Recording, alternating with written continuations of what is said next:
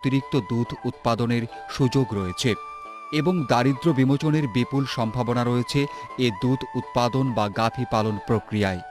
উন্নত বিশ্বে একটি গাভী পালনের উপকারিতা: আমিষ সরবরাহ, কর্মসংস্থান, দারিদ্র্য বিমোচন, গোবর বা মলমূত্র জৈব সারের উৎস, কৃষি উপজাতের পূর্ণাঙ্গ ব্যবহার। দেশি গাভী প্রতিদিন 2 থেকে 3 লিটার দুধ দেয়, কিন্তু উন্নত জাতের Friesian, Holstein Friesian, red Sindhi বা অন্য কোনো সংকর জাতের গাভী প্রতিদিন গড়ে 12 থেকে 14 লিটার দুধ দিতে পারে। একই রকম শ্রম দিয়ে বরং দেশি গরুর চেয়ে 4 থেকে 6 গুণ বেশি দুধ পাওয়া যায়। খামার তৈরির উপযুক্ত স্থান: শুষ্ক এবং উচ্চভূমি যেখানে পানি জমে না, জনবসতি থেকে স্বল্প দূরে, তবে যাতায়াত ব্যবস্থা ভালো থাকতে হবে, ঘাস চাষের সুবিধা থাকা, আলো বাতাস ও পানির সুব্যবস্থা, বাজারের কাছাকাছি হওয়া, গোয়ালঘর শীতের দিনে গরম এবং গরমের দিনে ঠান্ডা থাকতে পারে এমন হওয়া উচিত। ছাদ কমপক্ষে 10 ফিট উঁচু হলে ভালো। ছাদ ভালো টিন বা ছনের হতে পারে। টিনের ক্ষেত্রে চাটাইয়ের সিলিং দিতে হবে। ঘরের চারপাশে দেয়ালের তেমন প্রয়োজন পড়ে না। মেঝে শুকনো হতে হবে। শীতের দিনে মেঝেতে ধানের খড় বা নাড়া বিছনা হিসাবে বিছিয়ে দিতে হবে এবং ঘরের চারপাশে চটের পর্দা ছাদ থেকে মেঝে পর্যন্ত টানাতে হবে। ঘর 1 সারি বা 2 সারি বিশিষ্ট হতে পারে। 2 সারি বিশিষ্ট ঘর গাভীর পরস্পরের দিকে মুখ করে অথবা পরস্পর পিছন দিকে অবস্থান করে তৈরি করা হয়। গোয়ালঘরের অভ্যন্তরীণ অবস্থা: খাদ্য সরবরাহ পথের প্রশস্ততা 3 ফিট, খাদ্য পাত্রের প্রশস্ততা 2 ফিট, খাদ্য পাত্রের গভীরতা 16 ইঞ্চি, নর্দমার গভীরতা 6 ইঞ্চি, নর্দমার প্রশস্ততা 1 ফুট, গাভী দাঁড়ানোর স্থানের দৈর্ঘ্য 6 ফিট, গাভী দাঁড়ানো স্থানের প্রস্থ 4 ফিট। পালনের উদ্দেশ্যে নতুন কোনো পশুকে খামারে আনা হলে তাকে 14 দিন সঙ্গ নিরোধ ঘরে রাখা প্রয়োজন। 12 ফিট বাই 12 ফিট আকারের এই ঘরে পশুকে রেখে পশুর কোনো রোগ আছে কিনা পর্যবেক্ষণ সহ প্রয়োজনীয় 4টি টিকা, যেমন খুরা, বাদলা, তরকা, গলাফোলা রোগের টিকা দিয়ে পালের অন্যান্য পশুর সাথে মেশাতে হবে। উন্নত জাতের গাভীর বৈশিষ্ট্য: দেহের সামনের দিক হালকা, পিছনের দিক ভারী ও সুগঠিত, অঙ্গ প্রত্যঙ্গ সামঞ্জস্যপূর্ণ, পাঁজরের হাড় অনুভব করা যাবে, চামড়া পাতলা, লোম মসৃণ ও চকচকে, ওলান বড়, বাটগুলি একই আকারের এবং সমান দূরত্বে সমান্তরাল অবস্থায় সৃষ্ট, পিছনের 2 পায়ের মধ্যবর্তী স্থানে উহা সার্বিকভাবে বিন্যস্ত, দুগ্ধশিরা তলপেটের নাভির পাশ দিয়ে আঁকা বাঁকাভাবে বিস্তৃত এবং মোটা, পা অপেক্ষাকৃত খাটো এবং মজবুত, স্বভাব শান্ত, শিং খাটো এবং শীর্ষদেশ সুচালো, শরীরে ক্ষত থাকবে না, মুখ ছোট, কপাল চওড়া, সামনে ঢালু, পিছনে উঁচু এবং পিছন দিক প্রশস্ত, পেট ঢিলা বা নিচের দিকে ঝুলানো হবে না, লেজ লম্বা, চ্যাপ্টা এবং মেয়েদের বেনির মতো মোটা থেকে ধীরে ধীরে সরু হয়ে শেষ হবে এবং লেজের মাথায় একগুচ্ছ লম্বা চুল থাকবে, পায়ের কবজি স্থির ও মজবুত হবে, চোখ উজ্জ্বল, সজাগ এবং জ্বলজ্বল করবে, চুট স্বল্প উন্নত, গলকম্বল ভরাট এবং বুকের সিনা চওড়া। সুস্থ পশু চেনার উপায়: পারিপার্শ্বিক অবস্থার প্রতি সজাগ হবে, পশম মসৃণ এবং চকচকে দেখাবে, নাক, মুখ, কান এবং মলদ্বারের আশপাশ পরিষ্কার থাকবে, নাকের উপরে বিন্দু বিন্দু ঘাম জমে থাকবে, লেজ কান সর্বদা নড়াচড়া করবে, শরীরের তাপমাত্রা দেশি গরুর ক্ষেত্রে 101 থেকে 101.5 এবং শঙ্কর জাতের ক্ষেত্রে 102 থেকে 102.5 ডিগ্রি ফারেনহাইট হবে। সুযোগ পেলেই জাবর কাটবে এবং খাওয়ার প্রতি আগ্রহ থাকবে। গাভীর অসুস্থতার লক্ষণ: নাক মুখ শুষ্ক থাকা, হাঁপানি এবং পশম খাড়া থাকা, ঝিমানি ভাব, হাঁটতে অসমর্থ হওয়া, গায়ে পায়ে ব্যথা দেখা দেওয়া, মুখ দিয়ে লালা পড়া, পাতলা বা অত্যাধিক মুক্ত পায়খানা করা, চোখের কোণে ময়লা জমে থাকা, জাবর না কাটা এবং খাবারের প্রতি অনীহা। উঠতি বয়সী বকনার দৈহিক বৃদ্ধি বাধাগ্রস্ত হয় কেবল অপুষ্টির জন্য। ছোট জাতের ক্ষেত্রে বকনা 15 মাসে এবং বড় জাতের ক্ষেত্রে 18 মাসে গর্ভধারণ করে। তবে বয়সের চেয়ে বকনার দৈহিক ওজন গর্ভধারণের ক্ষেত্রে অধিক গুরুত্বপূর্ণ। এক্ষেত্রে ছোট জাতের গাভীর দৈহিক ওজন 200 থেকে 250 কেজি এবং বড় জাতের 260 থেকে 280 কেজি হওয়া প্রয়োজন। গাভীর এই দৈহিক ওজনের 2/3 ওজন বকনার না হওয়া পর্যন্ত বকনাকে পাল দেওয়া উচিত নয়।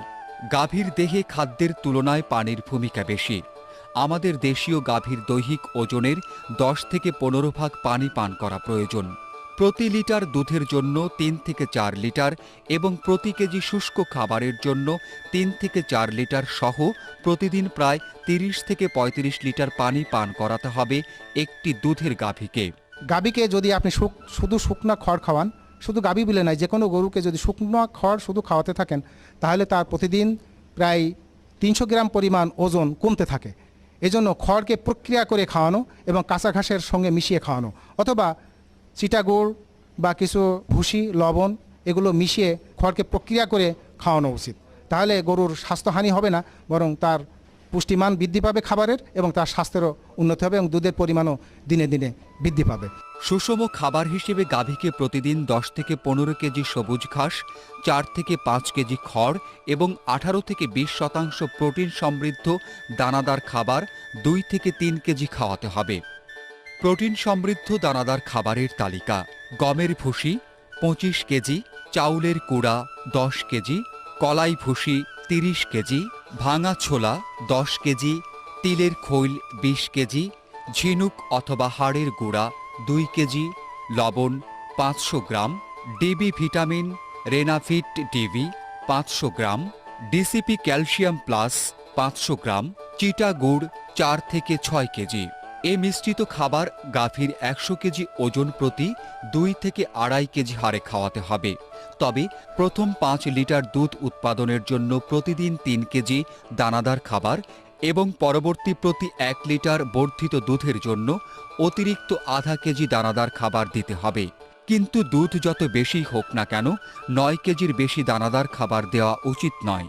প্রতিদিনের বরাদ্দকৃত দানাদার খাবারের অর্ধেক সকাল 8টা থেকে 9টার মধ্যে দুধ দোহনের পর এবং বাকি অর্ধেক বিকেল 4টা থেকে 5টার মধ্যে দুধ দোহনের পরপরই খাওয়াতে হবে।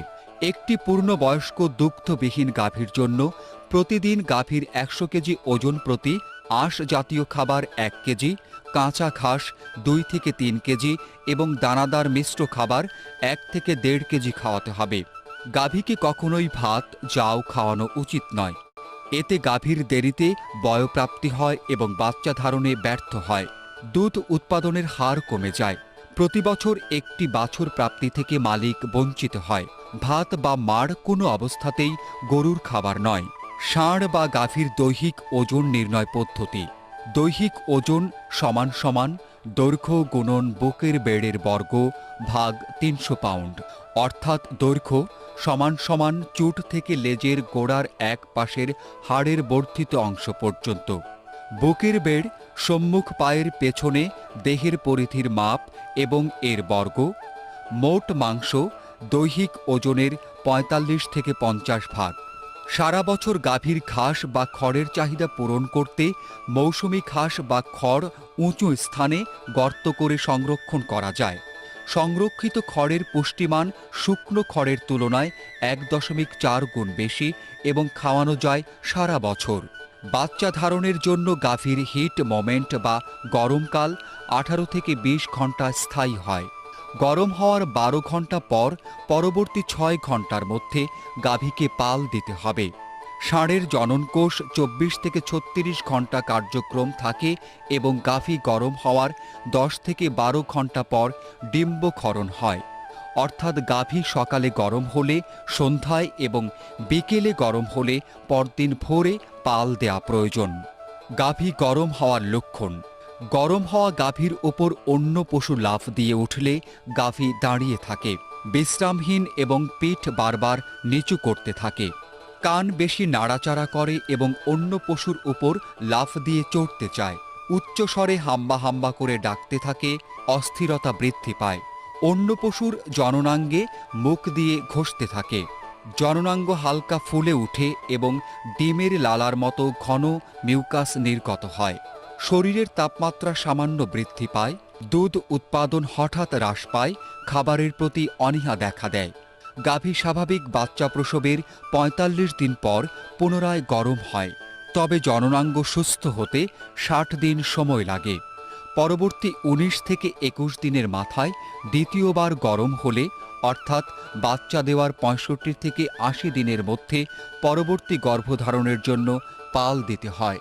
গাভীর দৈনন্দিন পরিচর্যা: প্রতিদিন পরিমিত এবং সঠিক সময়ে খাদ্য প্রদান, নিয়মিত গোসল করানো, গাভীর থাকার স্থান পরিষ্কার ও শুষ্ক রাখা, গোবর ও মূত্র নিয়মিত পরিষ্কার করা, ঘর সংলগ্ন ড্রেন, খাদ্যপাত্র, খাদ্য সংরক্ষণের স্থান প্রতিদিন পরিষ্কার করা, দানাদার খাবার সঠিকভাবে ভেঙে দেওয়া এবং ভেজালমুক্ত খাবার দেয়া, ২ থেকে ৪ মাস পরপর গোবর পরীক্ষার মাধ্যমে কৃমি আক্রান্ত কিনা তা পরীক্ষা করা প্রতি বছর, এবং ৩-৪ মাস অন্তর কৃমিনাশক ওষুধ হেলমেক্স বা নাইট্রোনেক্স ইত্যাদি প্রয়োগ করা। প্রথম ডাকে কখনো কোনো গরুকে বা গাভীকে পাল দেওয়ানো যাবে না। অবশ্যই প্রথম ডাক ছেড়ে দিয়ে দ্বিতীয় ডাকে তাকে পাল খাওয়াতে হবে। গরু ডাকে আসলেই কিন্তু গর্ভধারণ করবে এই নিশ্চয়তা দেওয়া যায় না, যদি না তার শরীরের ভিতরে অন্যান্য জননাঙ্গের যে সমস্ত সাপোর্টিভ অর্গানগুলো আছে বা হরমোন আছে, সেগুলো যে সবগুলো একসঙ্গে ক্রিয়াশীল না থাকে। যখনই কোনো গরু একবার বা দুইবার গর্ভধারণে ব্যর্থ হবে, তখন অবশ্যই অভিজ্ঞ এবং দক্ষ ভেটেরিনারিয়ানের শরণাপন্ন হতে হবে এবং তার পরামর্শ মোতাবেক চিকিৎসা নেওয়ার পরেই আবার দ্বিতীয় পর্যায়ে যখন এই গরুটা ডাকে আসবে, তার প্রথম ডাক ছেড়ে দিয়ে তৃতীয় ডাকে বা দ্বিতীয় ডাকে যে আবার তাকে পাল দেওয়াতে হবে। গর্ভফুল একবার আটকে গেলে যদি স্বাভাবিক সময় 2 থেকে 8 ঘন্টার ভিতরে এটা না পড়ে, তাহলে বুঝতে হবে যে এটা আর স্বাভাবিক অবস্থায় পড়বে না। তখন এটা কোনো চিকিৎসার মাধ্যমে এটাকে সেখান থেকে সরিয়ে আনতে হবে বা ফেলার ব্যবস্থা করতে হবে। গাভীর প্রজনন ব্যর্থতার কারণ: সঠিক সময়ে প্রজনন না করা বা পাল না দেওয়া, গাভীর জরায়ু রোগাক্রান্ত থাকলে, যোনিপথে সরিষা দানার মতো জিভিভি জাতীয় রোগ থাকলে, বীজ বা স্পার্ম নিম্নমানের হলে, গাভী পুষ্টিহীনতায় ভুগলে, ভাত, জাউ, খুদ, ভাতের মাড় ইত্যাদি কার্বোহাইড্রেট জাতীয় খাবার বেশি খাওয়ালে, গাভীকে শারীরিক কসরত না করিয়ে সারাদিন একই অবস্থায় বেঁধে রাখলে, অনেক সময় পুষ্টিহীনতার কারণেও গাভী গর্ভধারণে ব্যর্থ হয়। এক্ষেত্রে ভিটামিন জাতীয় খাদ্য, উপকরণ ও ইনজেকশন এম্বাভিট ডিবি, রেনাভিট ডিবি ও ফসফরাস জাতীয় ওষুধ, ভিটাফস ইনজেকশন এবং রেনাসল AD3E জাতীয় ওষুধ প্রয়োগ করতে হবে। গাভীর দুধ দোহনের উপযুক্ত সময়: ওলানে সবসময় কিছু দুধ রেখে দোহন শেষ করলে গাভীর দুধ উৎপাদন চক্র ছোট হয়ে আসে। ওলানে দুধের চাপ সঠিক রাখতে প্রতিদিন একই সময়ে এবং একই ব্যক্তির হাতে দুধ দোহন করানো উচিত। প্রতিদিন সকালে ও বিকালে 2 বার দুধ দোহন করা উত্তম। তবে 3 থেকে 4 বার দোহনে স্বাভাবিকের চেয়ে 5 থেকে 25 এবং 15 থেকে 35 ভাগ দুধ বেশি পাওয়া যায়। আড়ালে বা নিরিবিলি স্থানে দুধ দোহন করা উত্তম। দুধ দোহনের সময় গাভী যেন ভয় না পায় এবং দোহনকারীর হাতে আঘাত না পায়, তাতে দুধ দেওয়ার পরিমাণ কমে যাবে। দোহনের সময় বাছুরকে গাভীর মুখের সামনে রাখলে গাভী বাছুরকে আদর করায় ব্যস্ত থাকে এবং নিরবিচ্ছিন্নভাবে দুধ দেয়। গাভীর নড়াচড়া করার অভ্যাস থাকলে পিছনের পা দুটো রশি দিয়ে বেঁধে দেওয়া উচিত। ওলান বাট ও ওলানের পার্শ্ববর্তী স্থান পরিষ্কার পানি দিয়ে ধুয়ে নিতে হবে। সামনের 2 বাটে 60 ভাগ এবং পিছনের 2 বাটে 40 ভাগ দুধ থাকে, এজন্য সামনের বাট আগে দোহন করতে হয়। বাছুর যদি খামারে জন্মগ্রহণ করে এবং বারবার মারা যায়, বাছুর মরে গেলে খামার কিন্তু লাভবান হবে না।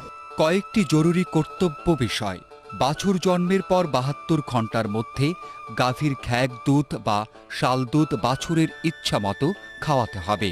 এতে বাছুরের রোগ প্রতিরোধ ক্ষমতা বৃদ্ধি পায়।